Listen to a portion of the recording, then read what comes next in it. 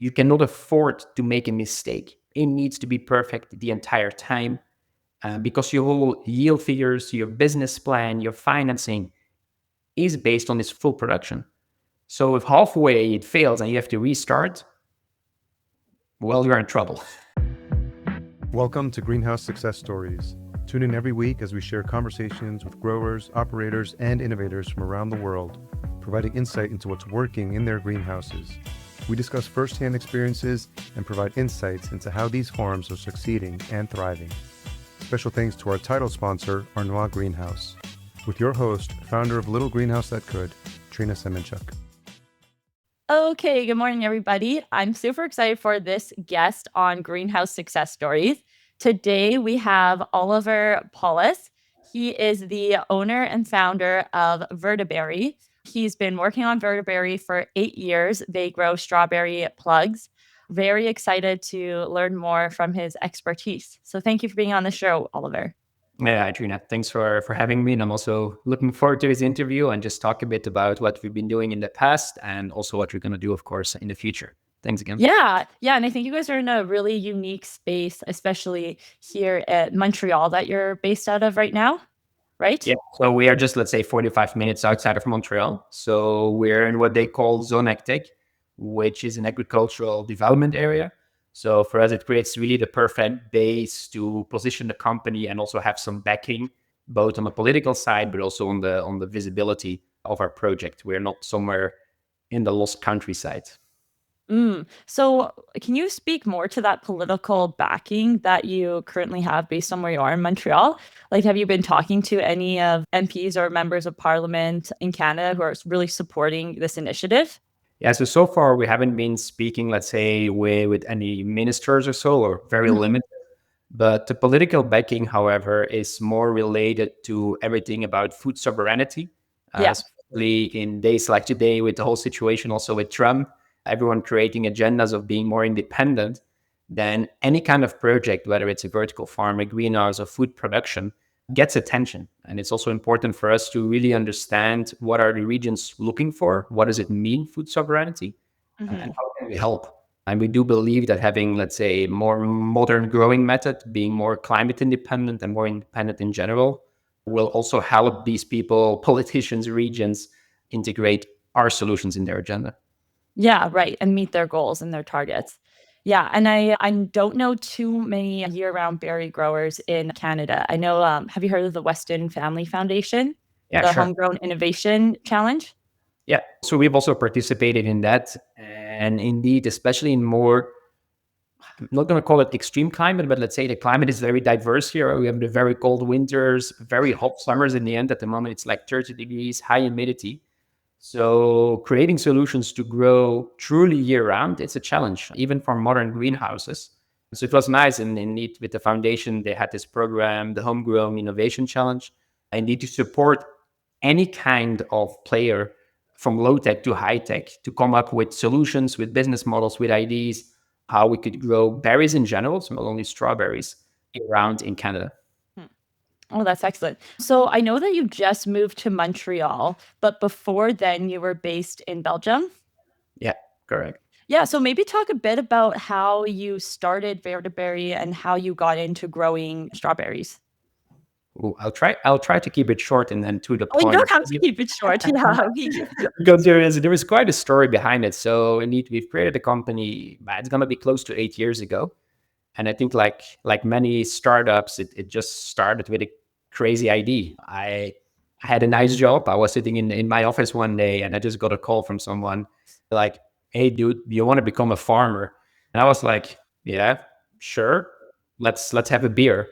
And we just started talking about it. We had like a common connection in the vertical farming industry, and it looked very appealing to me. So my background is in engineering, so I was just looking for a curious new challenge, and that's how we started. So we really started from scratch. I had no background in agriculture whatsoever, so we just built a small prototype, and with that prototype, we went to business angels, did a few pitches, and these guys were like, "Okay, sure. Here's a little bit more money. Keep on going." And with that, we built a bigger system, and then we were able to close a deal with a big national retailer in Belgium called Deleuze. And for them, we produced typical potted herbs, so basil, parsley, coriander, and they were distributed all over Belgium. So it was quite nice that we were one of the first vertical farms in Belgium on a commercial scale to be Mhm. able to produce in a profitable way herbs in pot for big national markets. So just curious on that, when you're first building, your first prototype, you didn't have a background in agriculture. What did you find was the most challenging part on the growing process? Like was it hard for you to grow plants right when you first started, or had you ever gardened before that? Can you speak a bit about that? I never even gardened a lot before that. I did spend a good amount of weeks just reading whatever possible documentation I could find, trying to get a baseline of knowledge. So when we talk about the growing, I think what was the hardest part, and it's still a hard part today, is there is no one formula. There Yeah. are so many ways to grow back in the days leafy greens, and the same goes for strawberries. Mhm. How extreme do you go? How close do you stay to the traditional ways of growing? So you have to make a lot of decisions, and a lot of them is based on gut feeling, based on some quick Mhm. trials, and failing fast, failing forward.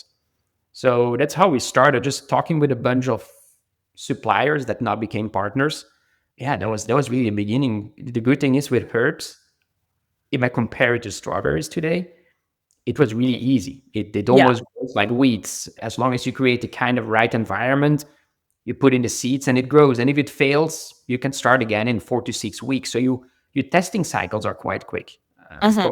Strawberries, that's a whole other ballgame. How's the growing cycles with strawberries that you've experienced with? Because I haven't grown too many strawberries myself. Actually, I don't think I've grown any strawberries yet, but I know I'm very familiar with herbs and lettuce. Just like you, when I first started, I didn't have a background in agriculture or gardening, and I built a little test facility and started learning how to do everything and grow everything. And it's a lot at first. It's a lot. It's not something that you can learn within a month or 2 months. Like it takes years to kind of get the processes down packed. But yeah, I'm curious what the growth cycles look like with strawberries in comparison to herbs.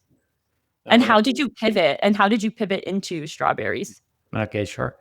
But let me first say that I fully agree that it's indeed not easy, because there is a difference between growing something and doing it the right way in order to make money. So Yeah, you exactly. cannot just do it in a few cycles. So we've been doing it for 8 years, and I still feel there's so much to learn, so much to improve on so many fronts. Yeah. And that's also the part that is challenging, but also the motivating part. Mhm.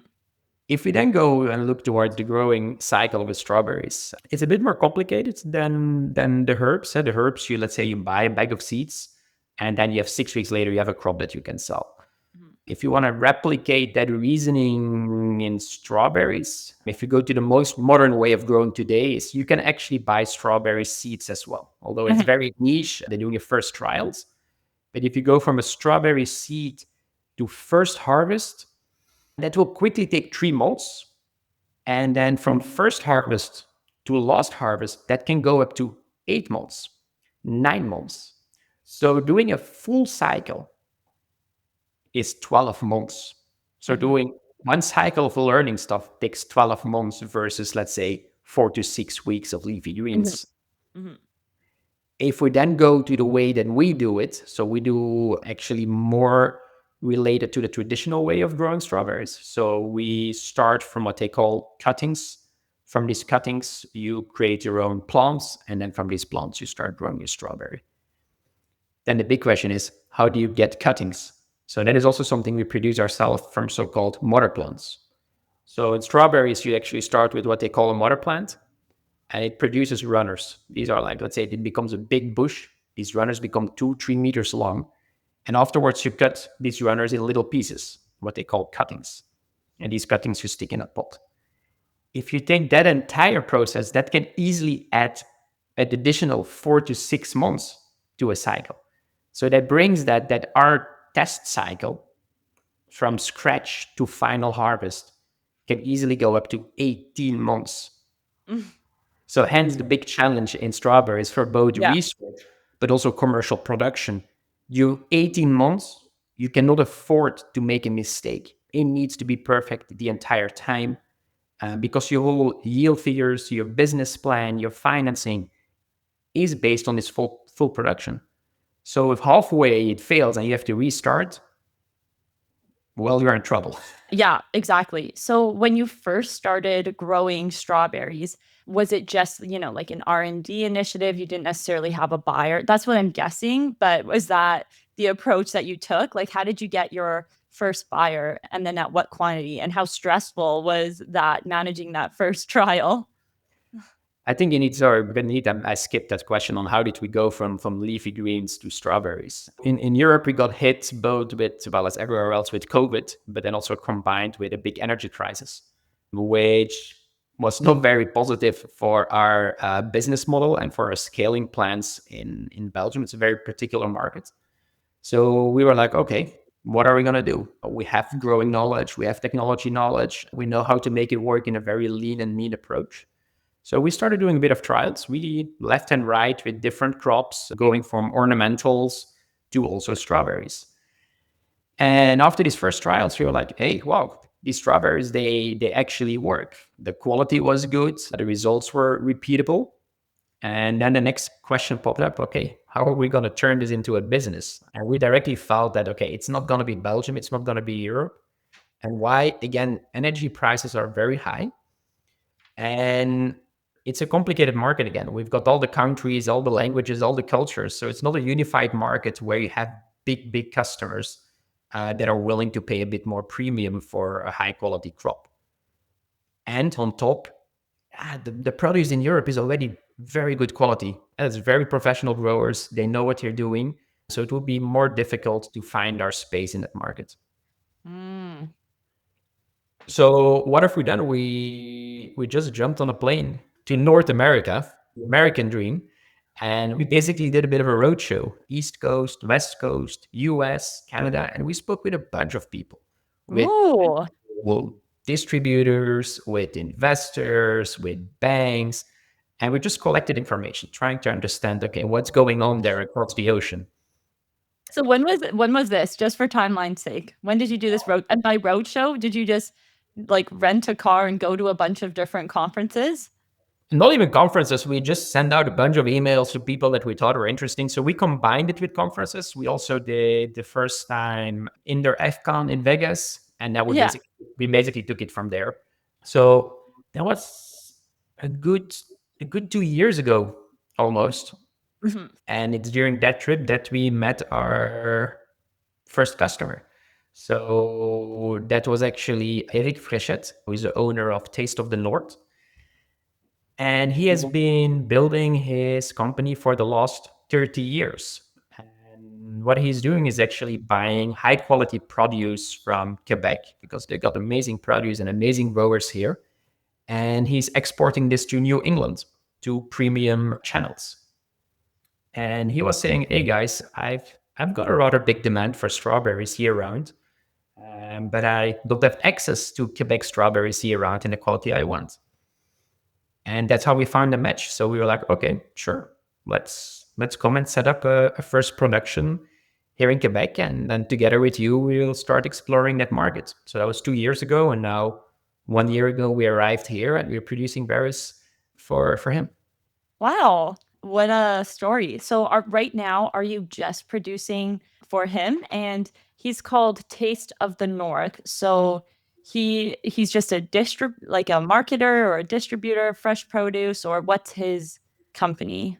Yeah, I would say it's more a distributor. We just call Okay. it branding because it just really saw that spot in the market in specific regions of putting high quality produce in this New England region.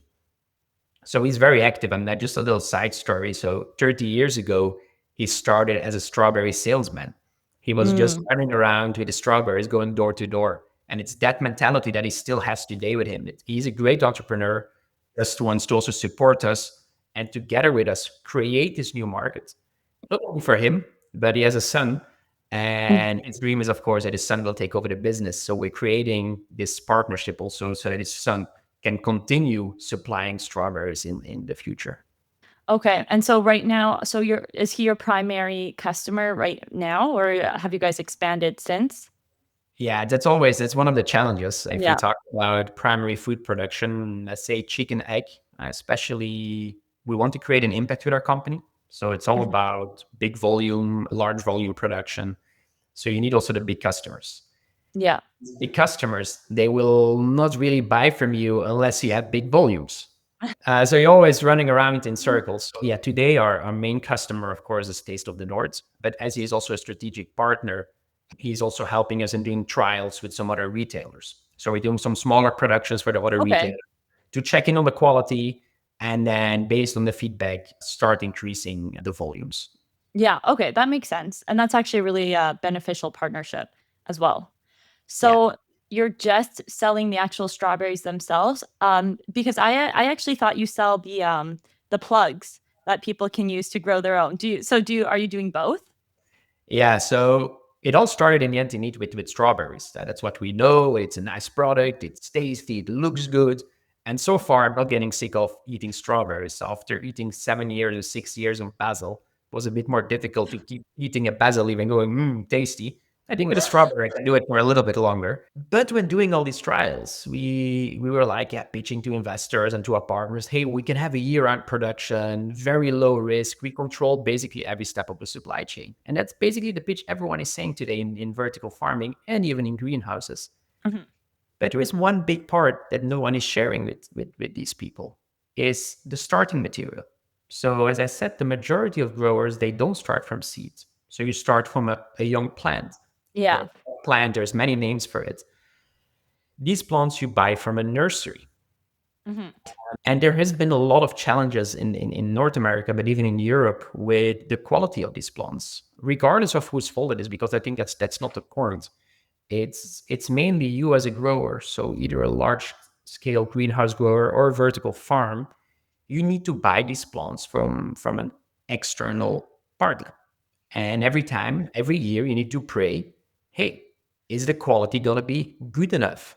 Are there going to be any pests or diseases in the plants that I buy? So you pray and you hope for the best. And especially if you're a smaller scale producer, unfortunately, often you end up with the second quality level or second grade quality. So that means that you're never sure that you're going to hit your yield figures. So we were like, hey, wait, that's a big opportunity. With our concept of growing in a 100% controlled environment and with the trials we've done, we were able to produce high quality plants on demand at the right price, Mhm. disease. So we started doing trials last year when we arrived as well, and we already did a rather nice production of what they call mother plants. So these are plants that we sell to nurseries or to growers that then will multiply and propagate these plants. Right, exactly. So we do the strawberries and we do the plants just also to support the industry. It's not only about our production, it's also to see, look, the market is big enough. There are things that can be improved. And that is where we step in as well. Yeah, and just for a quick clarification, I've been calling them plugs, but that's what I mean. It's like the starter plants that other growers can then use. Yeah, I think that there is a really good market for that. So how many nurseries do you think you've been running in trials for these starter plants? Because I already am thinking of a few customers who would be interested in buying these starter plants, but they haven't been able to find a good source. So I'm just imagining that there would be a lot of demand for Yeah, this. the demand is really big. What I'm currently observing here in Canada, but I'm sure it's rather similar in the US because it's also happening in Europe, is that we see that the nurseries are becoming bigger and bigger. And Mhm. either buying in the small nurseries or small nurseries are just closing shop. So that's on one end because they're really trying to get the volume they crack. They're trying to get this quality process in place. The other hand, we also see that the big growers, like the really big growers, they're starting to do it themselves. So they're just vertically integrating to eliminate that risk of hoping that they get something good from a nursery. So we see now there is a handful of big nurseries. I think we can count them on one hand that are trying to supply the markets. But also for Right. them, the same challenge. You want to grow fast, you want to scale the business fast. How can you make sure that you keep delivering quality? Because you are a key supplier of these greenhouses, so you really need to make sure that you do a good job Uh-huh. because big risk business. Yeah, exactly. And the skill set that you need to grow a business versus grow a quality crop are two very different skill sets. So you can't tackle, everything at once. What have you found to be some of your biggest challenges? So, obviously with you running this business and growing the plants, you're wearing a bunch of different hats. Like you've got to focus on growing quality crops, but then also focus on getting more customers, although you do have this good partnership with Taste of the North. So I'm assuming that there's quite a bit of challenges that you're facing. Maybe if we could first talk about a challenge that you've faced with growing quality strawberry crops. I'm sure the audience would love to hear some of the challenges that you've had and what you've done to address them. Okay, that's a tough question because there are so many challenges. So if we focus on the first one, Mhm. it's related to the growing. It all starts with focus, as we just said in the beginning. It's not that simple. It's not quick and dirty. You need to really be focused on the growing part, because the entire business, your entire business model, your customers, is all linked to the quality you produce. If you formulate rubbish berries on the market, you're out. If you deliver bad plants to these nurseries or growers, you're out. I don't think there's even often a second chance. You just need to do it right.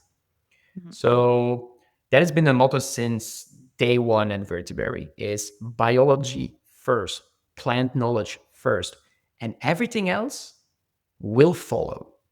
Mhm. So I think that was the big realization on trying to get the priorities right. So when we talk about growing, it just, let's keep track of what we're doing and focus on the quality. I think the challenge on the growing part is, again, there is no real reference framework. There is no guide that tells you how to do strawberries, let's say, without daylight. So in a so-called vertical farm, we can try and replicate a lot, but in the end, we need to do a lot of checks and balances in the entire process, both in operational costs and in investment costs, because it's all related. It's not only there; it goes beyond the growing. Because a perfect berry doesn't really exist, because everyone is keeps on saying it needs to be sweeter, it needs to be bigger, it needs to be smaller. That's not the end goal. The end goal is to sell berries and to see what is the berry consumers are willing to pay for. Because yeah, Mhm. you can create beautiful berries, but they might have a shelf life of only one day. Mhm. Super sweet and super big and super soft, but where do you get? So it's finding that balance between, are we doing just research or being a commercial production company? Yeah. And it's something we need to permanently balance, because our growers, so we've got still a small team in Belgium with an agronomist, and they keep on doing research. And we also got an agronomist here in Canada who is responsible for the operations. And it's like, yeah, but we can do wild tests in this direction, and we can try and do this. And it's like, yeah, but how is this going to translate in a commercial operation? And then Mhm. the discussion quickly becomes, yeah, maybe it's less interesting. Mhm. Yeah, this is actually it's interesting that you bring this up because this is something that a lot of growers in the greenhouse space have been talking about as well. It's you have to be like a good grower and, grow your plant, but you also have to be equally so focused on the business and the commercial side of things and whether or not if your operations are profitable, which is interesting because, you call them or we use the term grower, but there almost should be a better term for it, like greenhouse system operator or vertical farm system operator, because you've got to consider all these different factors. Okay, yeah, that's interesting. So, what percentage of time do you find that you're spending on R&D versus commercial production? Because I'm sure you always have to do some R&D to test like new varieties and see if you can do things better or sweeter. But you're right, like too much of it and then you're not profitable. So Oh, what's sure. that sweet spot? I think at the moment, if we just look at our headcount, so we've got 8 employees, me including. Okay, So nice. between here, Canada and Belgium, and one person is fully dedicated to R&D, experimental development, and nothing but that. And then another, I would say, two people are roughly 50% also more on the research end.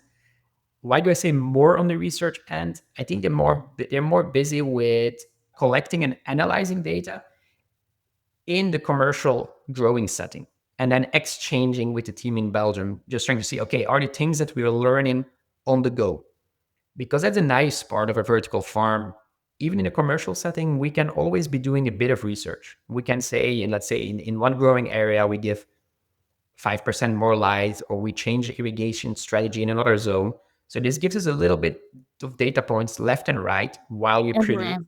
at a reduced risk. And then we Mhm. just back into our models and see, okay, if we do this, the production cost goes down, or the yield goes up, or the shelf life gets impacted. So we get a lot of data without having to spend dedicated research in small rooms, which are just very expensive to operate. Yeah, that's a smart way to overcome it. Do you plan on using any AI or machine vision tools or anything like that to help with your R&D? I don't know if that's high level enough. No, sure. I think it's actually one of the hot topics we see amongst a lot of growers. There is so many solutions out there. Hardware, bunch of sensors, software, need a lot of AI, a lot of things. It's very hard to decide what to go for because everyone is promising The world. the Yeah. world and yield increases where you just go, wow, now we're gonna just become the king of strawberries. My personal opinion, and yeah, don't pin me on it. At the moment, we're not trying to do too much of real AI. Oh, so you're more hands-on. Yeah, we're more hands-on. That's the growing Yeah, aspect. I think there is still a lot of vertical farms, and I don't want to generalize, that are overcomplicating without realizing really themselves how to grow. exactly. Are we able to produce a good berry? Are we able to produce a good plant? And if we can tick these boxes, all right, let's go and stretch it. And then AI and machine vision will come in because you're really going to look for what are these things that are not optimal. But Mhm. I do not believe that at the moment, the AI models or any sensor solutions will allow anyone to just grow a good berry like that. Yeah, exactly. And what do you do with all this data? And it's probably, easy to lose track of all this data, especially if you're not organized or if you don't know what your good baseline metrics are for growing a good quality plant. I always find it funny to read press releases, and I'm just being transparent, That's good. We want people to be transparent on this podcast. where people are saying we are collecting thousands of data points per second to feed in our model, and then they give examples. We are measuring temperature and humidity. Yeah, cool. Verteberry is also doing that. So take note, we are an amazing AI company. We're taking millions of data points, capturing temperature and humidity. That's what greenhouses have been doing for the last 20 years. So I find it always a bit funny to see these blown up, out of proportions stories about real applications and real results due to AI. So we need Mhm. to take it with a grain of salt because it feeds the whole hype that is still going on in our industry. There's more and more of a reality check. Mhm. But again, it comes down to being a good grower. Start with the fundamentals. Mhm. Would you say that the first person that you hired was an agronomist or one of the first? The first person we hired when we launched the company indeed was not per se an agronomist, but was someone who clearly stated, hey, I want to become an agronomist. I want to do plant work. So that's someone whose family was in agriculture. And indeed, we saw you need someone who just loves being with the plants, like not a side hustle. Just like, okay, you make sure it grows and you try to understand why it grows. And that's your job. So yeah, sure. That was the first hire with it. Oh, that's great. Yeah, and I think that's the smart move, and I think that was the right move. And I don't think enough companies thought about the growing process when they got into uh into this field. Okay, so now what about challenges? Like, what's been the hardest part about growing the business itself? So, scaling, finding investment, finding buyers. Like, what would you say has been the hardest part to grow the business on the business side? Yeah, I think on the business side, speaking especially from the vertical farming perspective, so from our point of view, is indeed finding the right financial partners to start scaling the business. So, what is the major feedback we often get from, let's say, funds that are willing to invest in greenhouses and that are willing to take what they would call an operational risk? They say, like, yeah, okay, but vertical farming hasn't been proven yet at scale. So, we're not going to touch it until we see a few years of bottom line profitability. Yeah. Which then, yeah, creates some barriers for us to start scaling because we know the figures are right, but we also know the challenge. We need volume, we need scale in order to get to that bottom line profitability. Exactly like Uh-huh. a greenhouse. A greenhouse also only works when it's big. A small greenhouse does not work. So the biggest challenge in that from the business end is then your overhead. That's actually the killer of any small operation.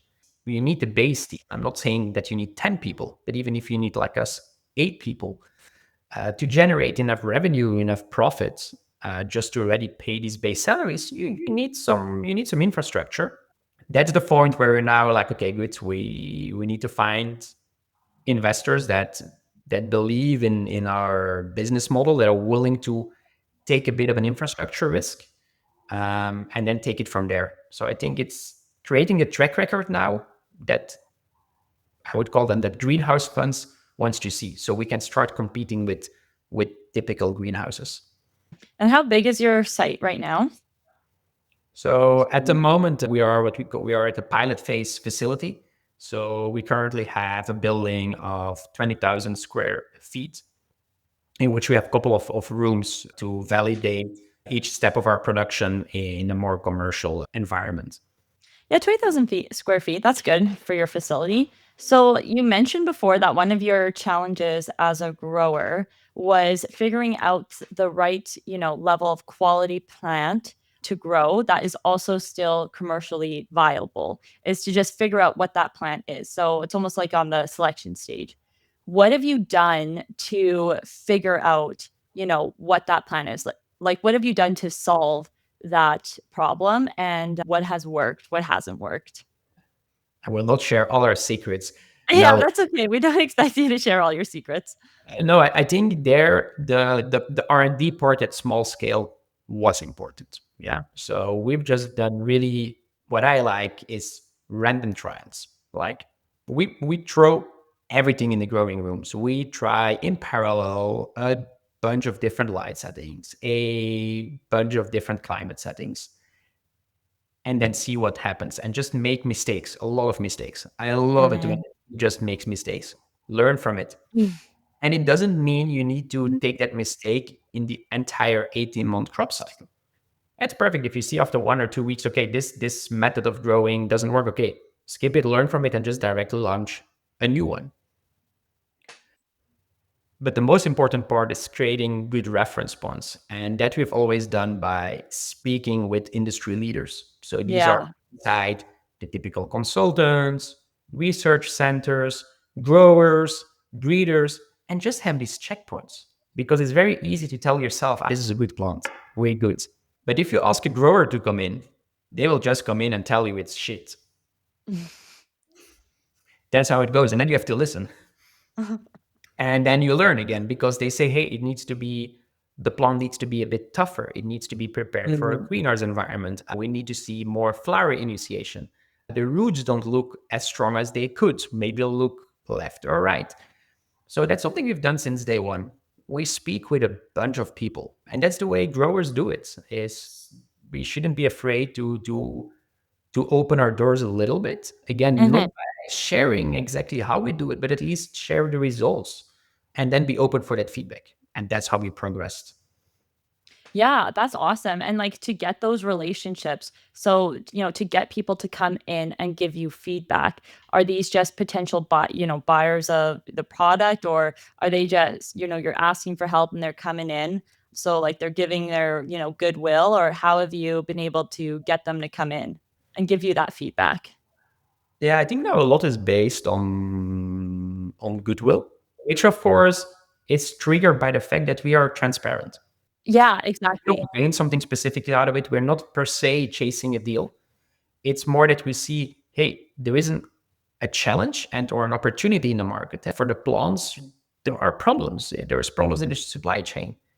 The same for the strawberries. There is no consistency in strawberry quality. There is no consistency in strawberry yield. So unless we all stay in our little corner, it's going to take a long time to figure it out. So come and and Mhm. and let's exchange on what we have done. And growers do the same. Like I think most of the time when we just ask a grower, "Hey, can we come and have a chat? Can we look? Can we talk?"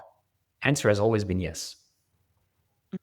Yeah, well, I think for growers, they're probably, also have been in the situation before where they needed someone to come and take a look at their plan and needed feedback. So it's really nice to be in this industry and hear about people, giving their goodwill and helping others to succeed because it's important. I did ask you before the call about the Weston Family Foundation, the Homegrown Innovation Challenge. Are you working with them at all and providing starter plants for any of the systems that are in the Homegrown Innovation Challenge? No, so at the moment we are not participating anymore. So we got to the Mm. second round, and unfortunately we didn't make it into the third round. Uh, Oh, that's life. whatever. It Yeah. would have been a nice cherry on the cake, but of course we were part of a team. We still have our own business plan, so we keep moving ahead. Uh, Mhm, and I still love the concept. I think what they're doing is amazing for the market. It's giving a nice platform for also universities and research centers to go and explore and come up with a bit wilder and higher risk ideas than what we are doing.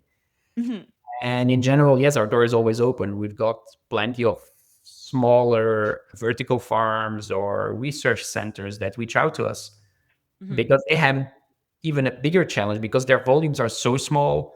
They grow at irregular times. So nurseries can typically not help them.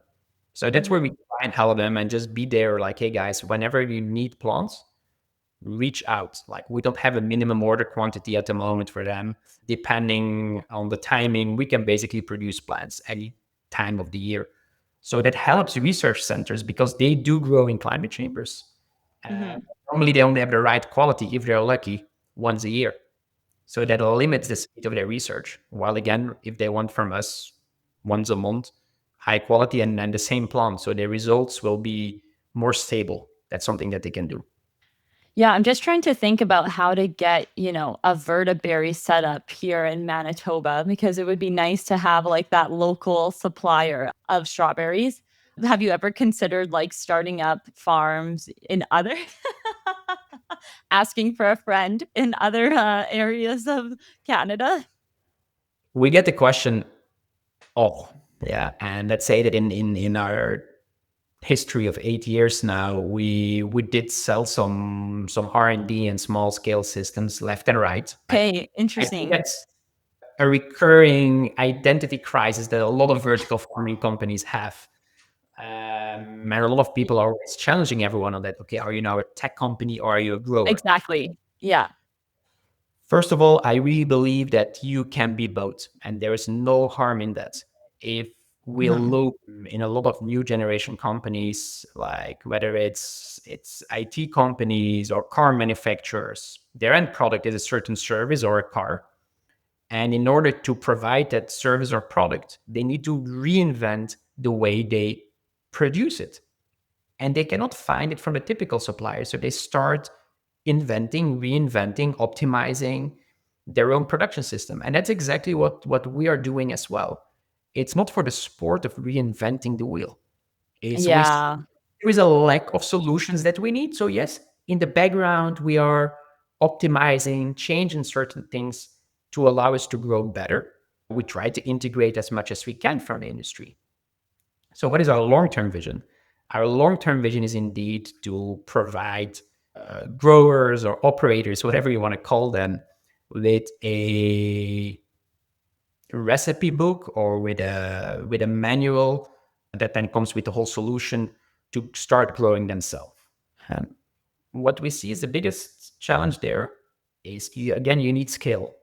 I've tried many times to make the figures work for small scale farms. I'm not capable of getting that to work. So what we want to do is create a strong showcase at scale, and we will try not to get distracted. Once we've done this for a few years, we will happily copy paste our model in other regions in the world where it makes sense. But don't forget, we're talking about food. It needs to be affordable. Yeah, reach the big markets. So everything needs to work. It's a tough market. It's very fun. It's very challenging.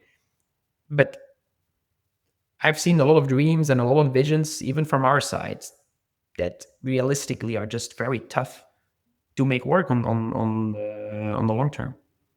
Yeah, and just on the note of you saying, the identity crisis of people in this space, are you a tech company versus a growing company? I think that where people have gone wrong in the past is they've maybe gone into this space for the thrill of the sport of inventing and creating like new tech and new systems without focusing as much on the growing. But I do agree with you that you can do both as long as you prioritize the growing side of things first. I would say growing first and tied, hand in hand with profitability and unit economics, and then tech development. Because, yeah, again, tech's not going to be helpful if it's way too expensive for anyone's facilities. So, this is kind of the last question I have for you. But what is your proudest moment as a grower? Because I know, you're growing the business as well, but as you growing plants in the system with Verteberry, what has been your proudest moment? I think my proudest moment so far is, I would say, the first harvest we've done here in Canada. Oh, when was that? So that was in March, because yeah, we arrived here with nothing. So we basically, I moved here with my wife, and I always tell this a little joke. I joke, it's just a story. I moved here with my wife. I took my two cats and four suitcases, of course, with the support and the backing of our team in Belgium and our investors. But we arrived in the middle of nowhere, and everyone told us, "You guys are not going to succeed. You cannot just do it like that. It's you need way more time." I said, like a good Belgian, hold my beer. And we arrived here mid-September. 1st of October, we got the key of the building. And end of October, we started production, because then we started with small plants. So we built the first small room. And in parallel, we built the bigger room. So it was just the moment the plants were in, the timer started ticking. Mhm. And then by March, we had a bigger room up and running, and we had strawberries. And then seeing these berries in the snow, Yeah. and just getting that box and delivering that to the customer, we were like, okay, this is going to be the beginning of what we really believe is going to be a fun story. It's not going to be easy, but having them and having tasty berries just a few months after our arrival, that was a cool moment. Yeah, I think always these first deliveries, this is just a moment where as a team you look like, okay, this is going to work. Yeah, we can do this. Yeah, that's such a good story, Oliver. And I can probably relate to probably the look on the customers' faces that they had when you gave them fresh strawberries in the snow because it hasn't been possible for a lot of people in a lot of different ways. Well, thank you for coming on and for sharing your story with us. I think that there's a lot of good takeaways from your story. Is there any, good piece of advice that you would want to give to a new grower in this space? What advice would you give to them? I think the most important advice is to really work on that lean and mean mindset. Yeah. And then pull that mindset into becoming a good grower or finding a good grower. And do not lie to yourself. The plants will tell the truth. You cannot hack it. Like, make sure you get the good crop, whether it's a lettuce, a herb, or a strawberry. Start with that. Because again, technology will not solve it. Yeah. It will improve it, but make sure that you get these checkpoints and just be super honest towards yourself. And then, of course, don't forget you are a grower. You need that mindset. Yeah, you're gonna get dirty hands. You need to be willing to do that. It's tough. Do these checks, and if you can tick all these boxes, really keep on going. The market is there. There's opportunities, and it's just cool to grow or produce produce. It's nice to have it as an end result. It makes people happy. Yeah, it's a very meaningful line of work for sure. Food is medicine. Okay. Well, yeah. Well, thank you again for your time. Thank you for coming on the show. I definitely know our paths will cross again, and I'll have a lot of questions for Verteberry and potentially customers in the future. We'll see. But yes, thank you for your time, and that's a wrap. All right. Thank you, Trina. I hope you enjoyed this episode of Greenhouse Success Stories hosted by Trina Semenchek. Thanks to our guests who make this all possible. Special thanks to our title sponsor, Arnois Greenhouse. To read the full show notes for each episode, which includes an episode summary, key takeaways, and guest resources mentioned, please visit greenhousesuccess.com.